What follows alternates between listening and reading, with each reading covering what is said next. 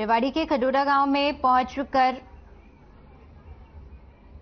शुक्रवार देर शाम सीएम मनोहर लाल ने जनसंवाद कार्यक्रम किया और इस दौरान उन्होंने लोगों की समस्याओं को भी सुना। इस दौरान मौके पर मौजूद संबंधित विभाग के अधिकारियों को इनका जल्दी समाधान करने के आवश्यक दिशा निर्देश दिए गए। इस कार्यक्रम में खास बात यह रही कि स्वयं मुख्यमंत्री ने 95 वर्षीय एक वृद्ध को अपनी पगड़ी उन्हें पहनकर सम्मानित भी किया, जो कि बड़े गौरव की बात है। इसके अलावा मुख्यमंत्री ने देश और प्रदेश के लिए सिल्वर और गोल्ड मेडल लाने वाले खिलाड़ियों को सम्मानित किया। मुख्यमंत्री ने गांव के उन 6 लोगों को बधाई और उपहार देकर सम्मानित किया जिनका आज के दिन जन्मदिन था।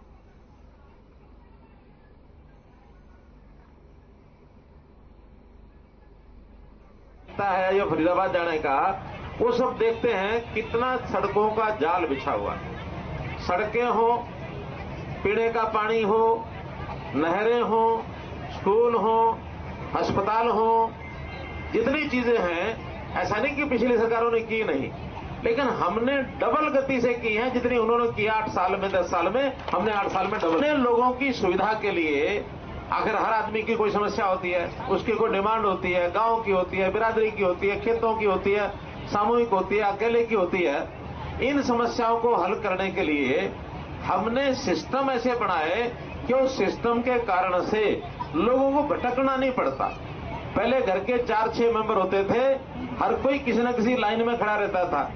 ये गैस सिलेंडर की लाइन में, ये राशन की लाइन में, ये कोई पटवारी की लाइन में, या तहसील के लाइन में, ये डीसी की लाइन में, कोई खाद की लाइन में, कोई किसी लाइन में, सब लगे रहते थे। और फिर अधिकारी भी, कर्मचारी भी हमको घुमाते थे। 3-4 बार जब हम परेशान हो जाते हैं, फिर हम ही कहते हैं भाड़ में जाए तुम्हारी स्कीम, हम तो घर बैठे रुक्की सुक्की खा लेंगे, हमें ये चक्कर नहीं काटना।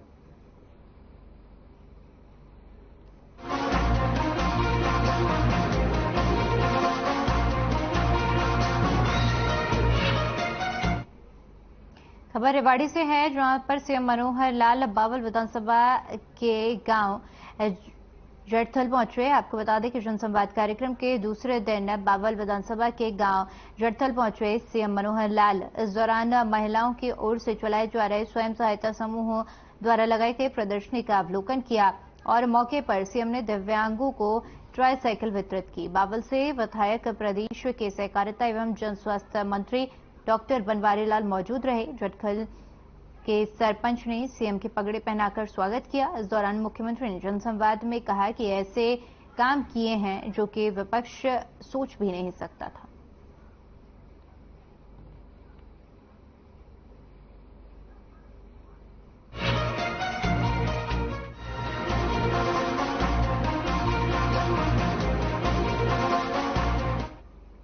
वहीं खबर गुरुग्राम से है, जहां पर पारिवारिक रंजिश की चलती ताबड़तोड़ फायरिंग से गुरुग्राम के डीएलएफ फेज 3 इलाका दहल गया। बता दें कि वारदात सुबह 11:30 बजे डीएलएफ फेज 3 इलाके की है, जहां पर देवेंद्र उर्फ बिंदर अपनी ब्रीजा कार से नथुपुर जा रहा था। तभी अन्य गाड़ी में सवार 4 से 5 हथियारबंद बदमाशों ने देवेंद्र उर्फ बिंदर पर ताबड़तोड़ फायरिंग शुरू कर दी। बताया जा रहा है कि फायरिंग में देवेंद्र को 8 से 10 गोलियां लगी हैं, जिसे गंभीर रूप से निजी अस्पताल में भर्ती कराया गया है। वहीं मौके पर पहुंची गुरुग्राम पुलिस ने आसपास के सीसीटीवी कैमरे के फुटेज को कब्जे में लेकर मामले की तफ्तीश शुरू कर दी।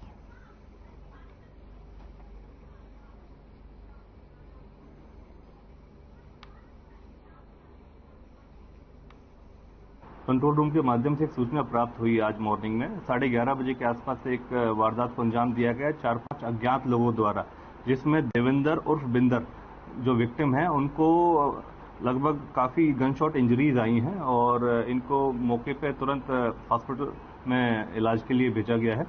तो बताया जा रहा है कि रिट्स गाड़ी के अंदर 4-5 युवक आए हैं, अज्ञात युवक हैं। उन्होंने इनकी गाड़ी को रोका है और इनके ऊपर मतलब गनशॉट जो से फायरिंग वगैरह करी है और काफ़ी गनशॉट इंजरीज आई हैं।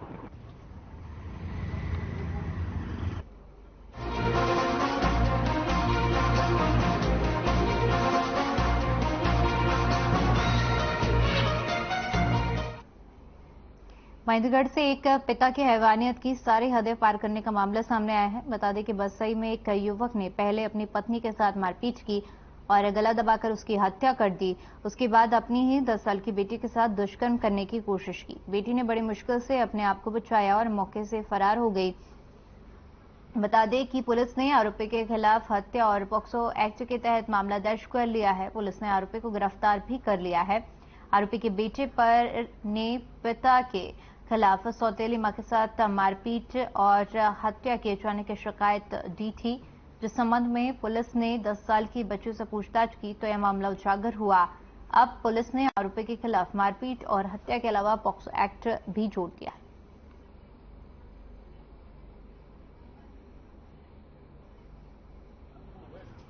सूचना मिली थी वे ऐसे बसी गांव में राजवीर ने अपनी घरवाली को पीट कर मार दिया है। जिस सूचना पर मौका पर पुलिस पहुंच के वहां की पुलिस कार्रवाई की गई और मुकदमा दर्ज किया गया। 323, 302 आईपीसी का मुकदमा दर्ज किया गया। उसके बाद पोस्टमार्टम कराया। पोस्टमार्टम के बाद दौरान तफ्तीश इसकी लड़की को भी पूछताछ की गई, जिसने बताया कि मेरे साथ ये अनहोनी हुई है। जो लड़की का भी मेडिकल परीक्षण कराया गया।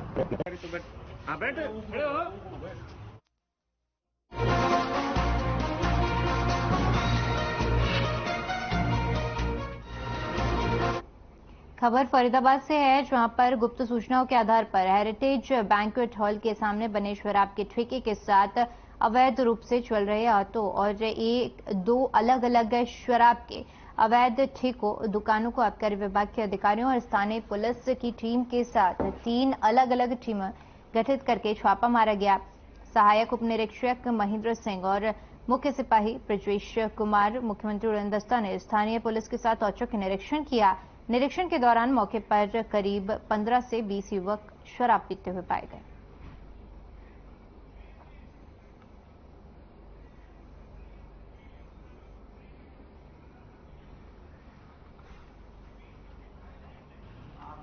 मुख्यमंत्री उड़नदस्ता फरीदाबाद की टीम के द्वारा आज 3 अलग अलग गुप्त सूचनाओं के आधार पर 3 अलग अलग टीम बना के एक साथ फरीदाबाद और पलवल में आबकारी विभाग के 3 अलग अलग अधिकारियों को साथ लेके और एक संयुक्त रेड की गई है, जिसमें स्थानीय पुलिस भी साथ थी। इसमें सूरजकुंड रोड पे एक हेरिटेज बैंक्वेट है, उसके सामने एक अरुण निवासी नवादा का था एक लड़का, जो कि अवैध आहता चलाते हुए पाया गया।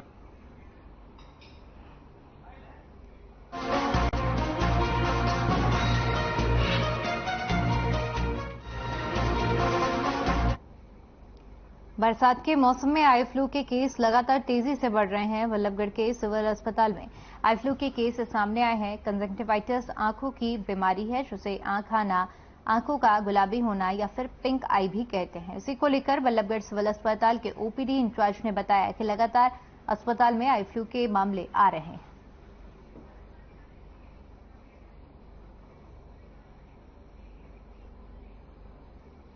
अभी हम देख रहे हैं अस्पतालों में भी आई फ्लू से ग्रसित मरीजों की संख्या बढ़ रही है। आई फ्लू, जिसको हम कंजक्टिवाइटिस भी कहते हैं मेडिकल भाषा में, इसमें सबसे इम्पोर्टेंट लक्षण होता है कि आपकी आंखें लाल होती है, आंखों में खुजली होना, दोनों आंखें प्रभावित होना, ज़्यादातर समय आंखों से पानी आना और कभी कभी आंखों से पस भी आ सकता है। किसी किन मरीजों में आंखों में बहुत ज़्यादा दर्द होना, ये भी लक्षण पाए गए हैं। और अगर ये बीमारी थोड़ी बढ़ती है तो ब्लरिंग ऑफ विजन भी हो सकता है।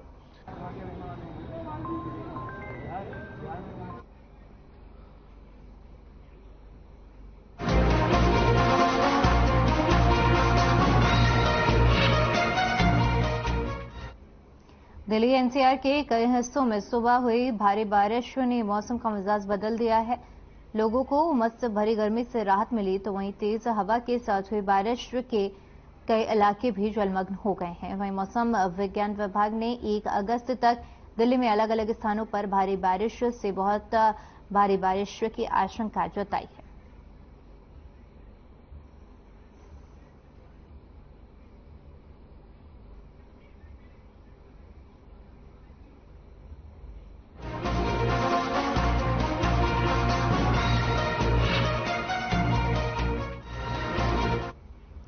हरियाणा भी बारिश का सिलसिला प्रदेश में लगातार जारी है। फरीदाबाद में रात से हुई तेज मूसलाधार बारिश से सड़कें जलमग्न हो गई हैं। एक तरफ है जहां लोगों को उमस भरी गर्मी से राहत मिली है, तो वहीं दूसरी तरफ जिले में रात से रुक रुक कर हो रही बारिश से सड़कों पर पानी भर गया है, जिससे ट्रैफिक व्यवस्था बेहाल होने से लोगों को परेशानी का सामना करना पड़ रहा है।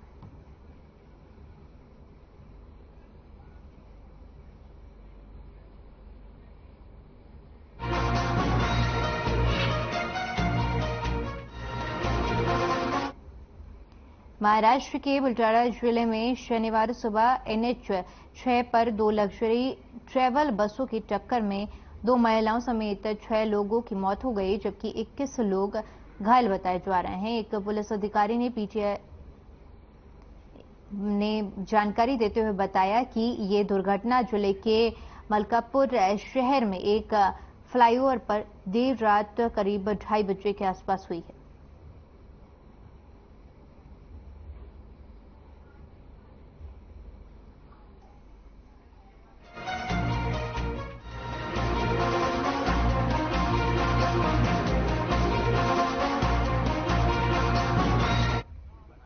एक तरफ जहां मूर्ति अनावरण को लेकर गुर्जर और राजपूत समाज के बीच में पहले से ही विवाद चल रहा है, जो कि अभी तक थमने का नाम नहीं ले रहा है, वहीं इस बीच अब मूर्ति स्थापित करने के लिए जिला प्रशासन द्वारा गुर्जर समाज को दी गई अनुमति के दस्तावेजों में गुर्जर शब्द न होने को लेकर यह विवाद और गर्मा गया है, जिसे कुछ दस्तावेज राजपूत समाज ने मीडिया के सामने पेश कर जिला प्रशासन से मूर्ति की अनुमति के अनुसार चौक बनाने की मांग की है।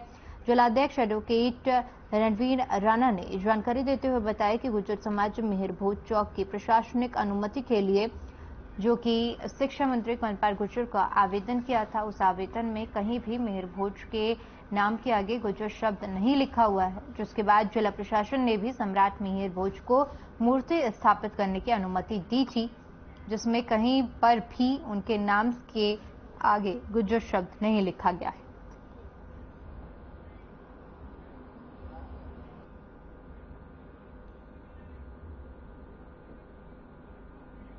लेकर जो इन्होंने मेरे यही तथ्य हमारे पास सभी इसका रिकॉर्ड उपलब्ध है। मैं ये दिखा सकता हूं कि जो इन्होंने एप्लीकेशन लिखी थी और उसमें इन्होंने जो चौक की डिमांड की थी वो हो सम्राट मिहिर भोज चौक के कैथल के नाम से इन्होंने डिमांड की थी, और उसी के बेस पे जो इनके अप्रूवल होकर आई है, तो जो PWD अपना D&R डिपार्टमेंट है उसने जो परमिशन दी है, इनको NOC दी है, वो NOC भी डान रोड बाईपास पर महाराजा मिहिर भोज चौक के नाम से दी गई है, और वो दोनों मेरे पास लेटर उपलब्ध हैं, और मैं दोनों लेटर आपको दे दूंगा। और इनको समाज को गुमराह किया इन लोगों ने। और ये प्रतिमा जो अनावरण जो है हो गया है, और ये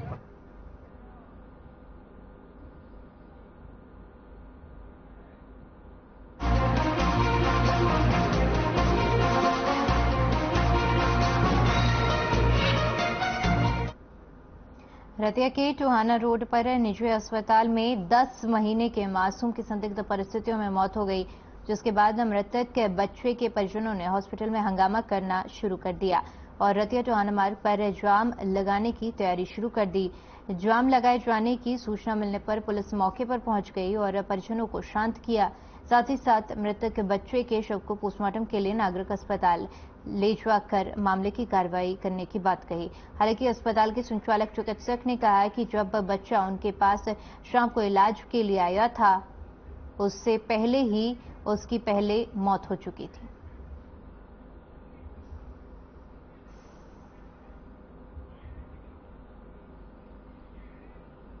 बच्चा सुबह 10 महीने का मेरे पास ओपीडी में आया था। ओपीडी में आया, उसे थोड़ी सी चेस्ट ब्लॉकेज थी, तो इसको नेबुलाइज वगैरह किया और इनकी दवाई दी। उसके बाद में स्टेबल हो गया, फिर ये अपने घर ले गई अपने।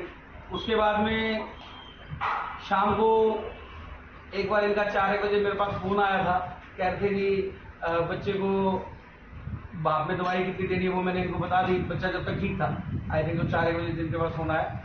शाम को फिर ये 6 बजे मेरे पास लेके आए हैं, जब इनको बच्चे को बुखार 104 से ऊपर था, दिमाग में बुखार चढ़ा हुआ था और बच्चा येलो हुआ पूरा। तो उस टाइम पे ये जब मेरे पास लेके आए तो ब्रॉड डेड था ये बच्चा। कंधा बड़ा डर रहे कि छाती दुकान तोड़ लग गया असि आके मक्की का दाना खा गया वो करके दिक्कत आ गई हो असि आके एक्सरा करवाया एक्सरे च कुछ नहीं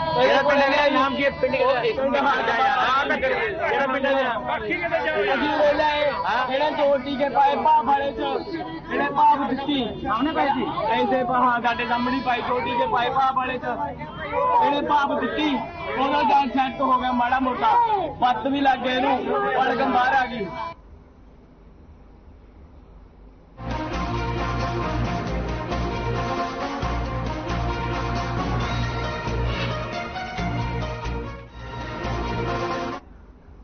झज्जर जिले के गांव खुटन में गोगे वाले जोहड़ में नहाने गए मां बेटे की डूबने से मौत हो गई। हादसे की सूचना पुलिस को दी गई। पुलिस ने मौके पर पहुंचकर दोनों मृतकों के शवों को जोहड़ से निकाला। पोस्टमार्टम के लिए झज्जर के नागरिक अस्पताल भिजवाया गया। वहीं मिली जानकारी के अनुसार जांच अधिकारी मनोज कुमार सई ने बताया कि दोपहर के समय खुटन गांव की सुमन और उसका बेटा निशांत मां बेटे दोनों गोगा जोहड़ में नहाने के लिए गए हुए थे और वहीं नहाते वक्त जोहड़ में पैर फिसल गया और पैर फिसलने की वजह से मां और बेटे दोनों डूब गए।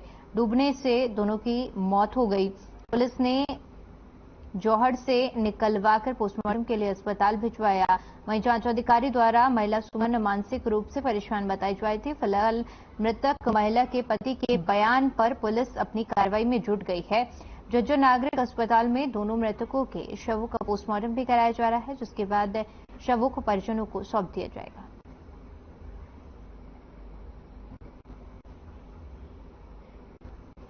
आज दोपहर बाद समय करीब 2-2:30 बजे से हमारे को सूचना मिली कि खुटन गांव के अंदर एक औरत और एक लड़का ये गुगा वाला जोड़ है उसमें डूबने से मौत हो गई। तुरंत मौका के ऊपर पहुंचा तो इसको मृतका सुमन जो विनोद की घरवाली है इसको निकाल रखा था और लड़के को निकाल करके दाखला भेज दिया था। वहाँ पर से फिर हमारे को सूचना मिली कि इसको ये ब्रो डेड हो चुका है। निशांत इस लड़के का नाम था। करीब उम्र 7.5-8 साल बताई गई है और इसको यहाँ जीएच झज्जर में ही मृत घोषित कर रखा है डॉक्टरों ने। अभी मृतका के जो करीब भाई हैं माँ है वो आए हैं और उन्होंने फिलहाल दरखास्त अभी वो देने की कह रहे हैं। जैसे डूबने का कारण क्या रहा? ये थोड़ी ही दिमाग से मंदबुद्धि बताई गई है और ये दोपहर समय करीब अपने लड़के के साथ इधर से गुजर रही थी गाँव वाले से और वहाँ नहाना बताया गया गाँव में और वहाँ नहाते वक्त किसी डूबने से मौत हुई है।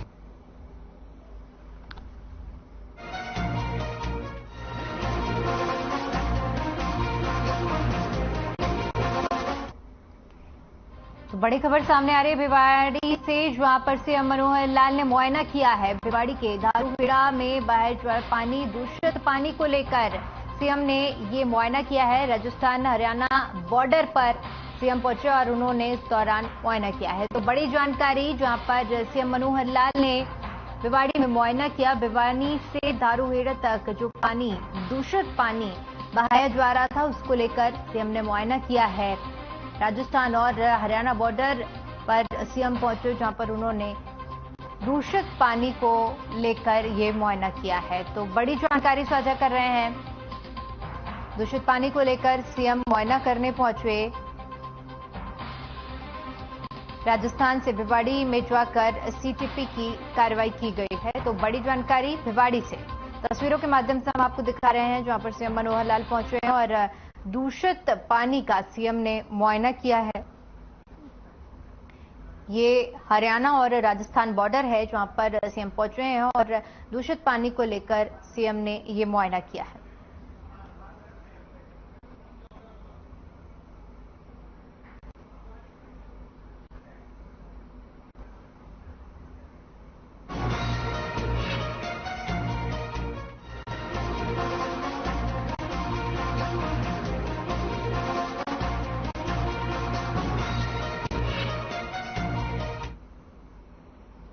कैथल में एक महिला खिलाड़ी के साथ उनके कोच ने दुष्कर्म करने का प्रयास किया। शिकायत के बाद महिला थाना में कोच के खिलाफ विभिन्न धाराओं में केस दर्ज कर पुलिस ने छानबीन शुरू कर दी है।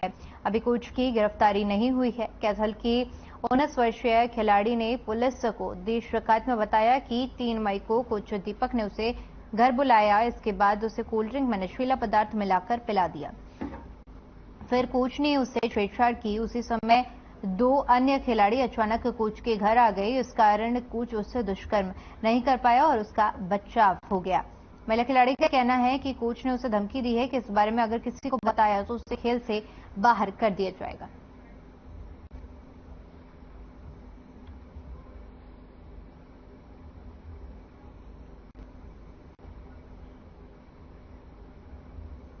उसमें आए हैं हम कांटेक्ट में दीपक लोट, तो वो शिवाटिका में हमारी क्लास लगती थी। जिस टाइम मैडम नहीं आते थे ना, उस टाइम हमें अकेले में ऐसे बिठा के रखते थे 2-2, 2.5 घंटे। हमसे ऐसी गंदी गंदी बातें करते थे। उस टाइम तो मेरी एज भी 17 थी। तब मेरे को समझ नहीं आती। मैंने सर को कहा, मैं क्या सर मेरे दिमाग में नहीं आती ये बातें और ना मेरे को समझ आती है, मेरे से ऐसी बात ना किया करो। कहता कि तू तो अभी बच्ची है, मेरा तो फर्ज है तेरे को समझाना, मेडिकल है ये, आगे जाएगी, गेम में आगे जाएगी, ये तो करना ही पड़ता है। ऐसी ऐसी बात करता रहो। और हर एक पेपर में जी, अखबार में, चाहे वो अमर उजाला हो, दैनिक जागरण हो, जो भी हो, और जो न्यूज चैनल है जी, मेरे बारे में अफवाहें हैं जी, फर्जी जो भी उड़ाया जा रहा है कि उसने षड्यंत्र करा है, लड़कियों को इकट्ठा करके मुझे ब्लैकमेलिंग की धमकी दी है, 8 लाख की फिरौती मांगी है। मैं उसका जवाब मीडिया को देना चाहती हूँ कि ये सब चीजें झूठी है जी, गलत है। मैं इसका किनारे से बिल्कुल इसको दरकिनार कर रही हूँ। 4 साल से खेल रहे हैं, 4 साल से खेल रहे हैं। हमारी फीस 2500 रुपये होती है। ये हमसे कहता था कि आगे फीस हमें देनी है, 35,000 रुपये फीस लगेगी। मैंने 5 नेशनल खेल ली है, 1 इंटरनेशनल खेल चुके हैं। 5 नेशनलों को 35,000 रुपये मैंने वो दे रखा है। इसने बहकावे में लिया कि मैं रेलवे में नौकरी लगवाता हूँ और 6.5 लाख रुपए तो देने पड़ेंगे। तो मेरी रिश्तेदारी में जान पहचान अच्छी थी, तो मैंने रिश्तेदारी में से उठा के पैसे हैं जान पहचान में उनके, और एक लड़का है विशाल, उसके भी पैसे उठा के मैंने इसको टोटल 8 लाख रुपए वो और 2.5 लाख रुपए कह रहे भाई तेरे को इंटरनेशनल भेजा है। यहाँ तक कि मेरा 60,000 रुपये टिकट का लगा था, 2.5 लाख रुपए वो, टोटल मैंने 12 लाख रुपए इसको दे रखे हैं। और ये हमसे ही बोल रहे हैं न्यूज में कि 8 लाख रुपए हम फिरौती मांग रहे हैं। रिकॉर्डिंग मेरे पास ये है कि भाई मैं नहीं देता पैसे, जो मर्जी तुम कर लो। अगर हम झूठे हैं या तो हमें फांसी दो या फिर उसको दो। भाई वो हमें 8 लाख का आरोप लगा रहा है, तो वो सबूत दे। मेरे शोषण का आरोप लगा, यही मेरे घर बैठ के लगाया है बच्चों ने। 11 तारीख को 2 बच्चे आए थे। पहला मुद्दा उनका ये था कि हमारा स्टेट चैंपियनशिप में मेडल कट गया, तो मैंने जवाब दिया। फिर उन्होंने कहा जी छेड़खानी का ये ऐसे जो भी है। आध घंटा पौना घंटा में बच्चों ने मेरी मिसिज के साथ मेरे साथ बात करी। तो मैंने एक चीज़ कही थी, अगर बेटा मैं गलत हूँ तो मुझे मत बख्शना और आप को जो करना है ये मैंने उनको जो कहा। जिसमें कंप्लेनेंट ने बताया था कि मैं वो गेम करती हूँ, तो मैं ये गेम 4-5 साल से कर रही हूँ। और मैं एक बार मैं पानीपत खेलने गई थी और मेरा गोल्ड मेडल आया था। उसके बाद हमारे कोच द्वारा हमें सम्मानित करने के लिए सभी बच्चों को घर पे बुलाया गया था और मैं घर पे अकेली पहले चली गई थी, जिसमें कोच घर पर अकेले थे। उसने मेरे प्राइवेट पार्ट के साथ छेड़खानी की और उस समय मैंने किसी को नहीं बताया था। और अब मैंने आपको एक शिकायत दी है जिसके खिलाफ आपने कार्रवाई बारे कहा था। मैंने इसमें मुकदमा दर्ज कर दिया है। अभी खिलाड़ियों में से जिसने कंप्लेंट दी थी उसमें लड़की की 164 की स्टेटमेंट मान्य अदालत में करवाई जाएगी।